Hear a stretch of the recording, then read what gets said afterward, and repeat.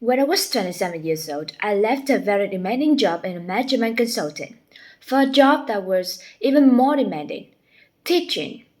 I went to teach 7th graders math in the New York City public schools. And like any teachers, I made quizzes and tests. I gave 5 homework assignments. When the work came back, I calculated grades. What struck me was that IQ was not the only difference between my best and my worst students. Some of my strongest performers did not have stratospheric IQ scores. Some of my smartest kids weren't doing so well. And that got me thinking. The kinds of things you need to learn in some grade math, sure they are hard. Ratios, decimals, the area of parallelogram. But these concepts are not impossible, and I was firmly convinced that every one of my students could learn the material if they worked hard and long enough. After several more years of teaching, I came to the conclusion that what we need in education is a much better understanding of student learning at a motivational perspective, from a psychological perspective. In education, the one thing we know how to measure best is IQ. But what you're doing well in school and in life depends on much more than your ability to learn quickly and easily. So I left the classroom and I went to graduate school to become a psychologist. I started studying kids and adults in all kinds of super challenging settings, and in every study my question was, who's successful here and why? My research team and I went to West Point Military Academy. We tried to predict which cadets would stay in the military training and which would drop out. We went to National Spelling Bee and tried to predict which children would advance farthest in competition.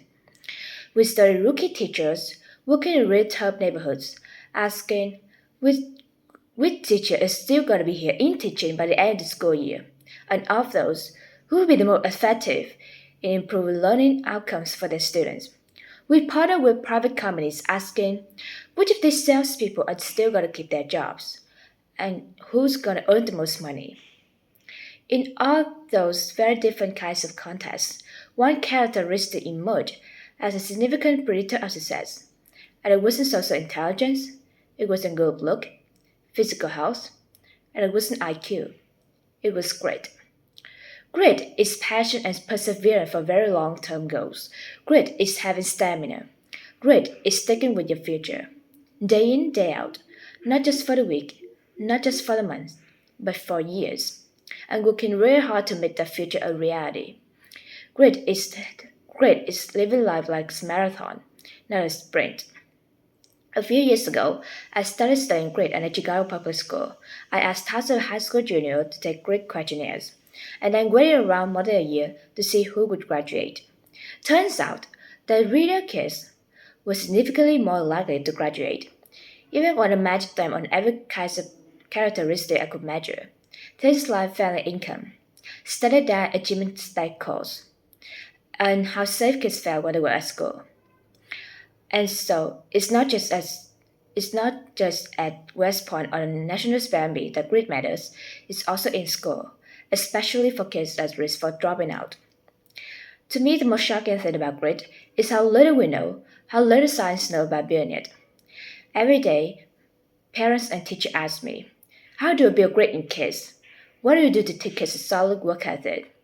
How do I keep them motivated for the long run? The honest answer is, I don't know.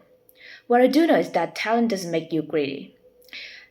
Our data show very clearly that there are many talented individuals who simply do not follow through on their commitments.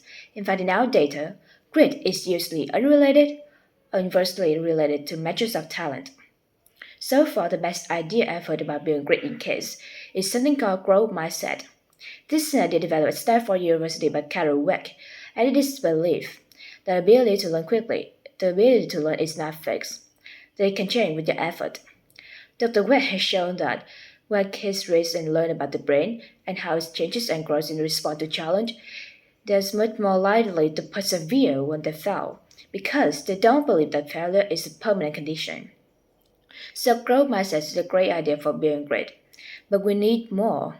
And that's where I'm gonna end my remarks because that's where we are. That's the work that stands before us. We need to test our bad idea and our greatest intuition, and we need to test them. We need to measure whether to be successful, and we have to be willing to fail, to be wrong, to start over again with lessons learned. In other words, we need to be greedy about getting our kids greedier. Thank you.